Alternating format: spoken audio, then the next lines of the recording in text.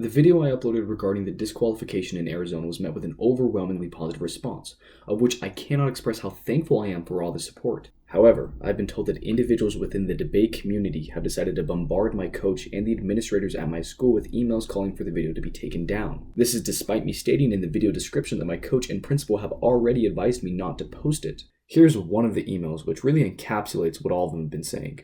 To whom it may concern, I'm a debate coach, lawyer, and lobbyist in the state of Nevada and attended the Arizona State University High School Speech and Debate Tournament with my kids at the beginning of the new year.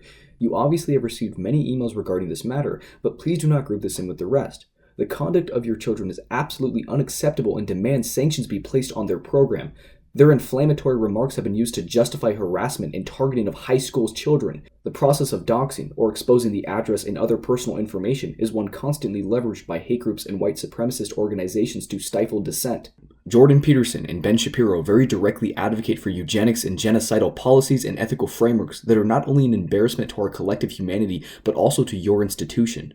Whatever claims of freedom of speech that you make, provoke, in response are fundamentally untrue. This is hate speech that your high school debaters are propagating, and that is not protected speech, especially if it culminates in some action taken against the minors that had to deal with the violent ideologies of your debaters. I strongly encourage you to call into question what these students of yours have advocated for, and what that advocacy reflects about the work that you are all committed to. I am an extremely firm believer that debate should not suppress alternative points of view and forms of argumentation, but when it comes to white supremacist and neo-Nazi ideologies, I am more than comfortable drawing a line in the sand.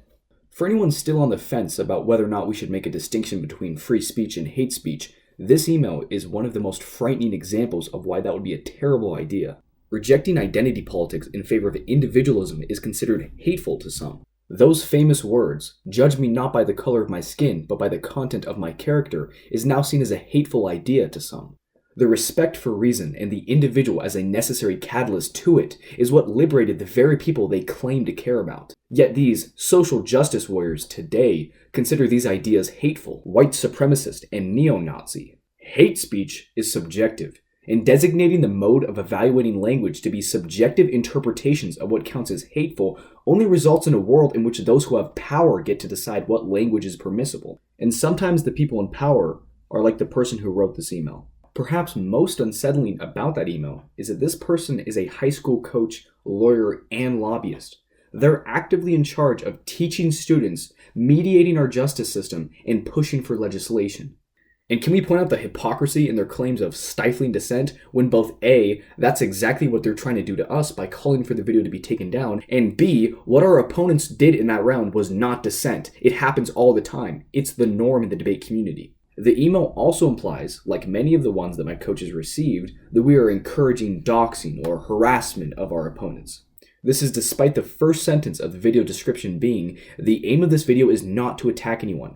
And one of the top comments being, props for blurring people instead of exposing who they are.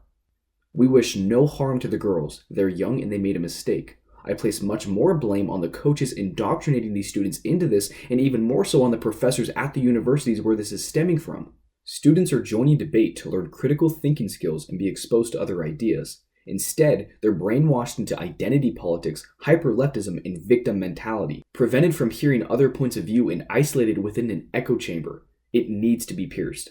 The debate subreddit that initially deleted my post for violating the second rule concerning disrespect and hate speech, and then later apparently for the first rule of no arguing, has now temporarily banned me for encouraging brigading. Most likely out of frustration that my post is now the most upvoted in their subreddit. I've already been told personally by many that I am now nationally hated within the debate community. Supposed friends have turned against me, and my future in academic debate, especially at the college level, is now uncertain. All that said, I knew the risk when I posted the video and I will not back down. Said by Jordan Peterson himself, the truth is what redeems the world from hell, and that's worth any price to pay. And again, I just want to say thank you. The vast majority of the responses were really positive, and I'm optimistic that we can make a change.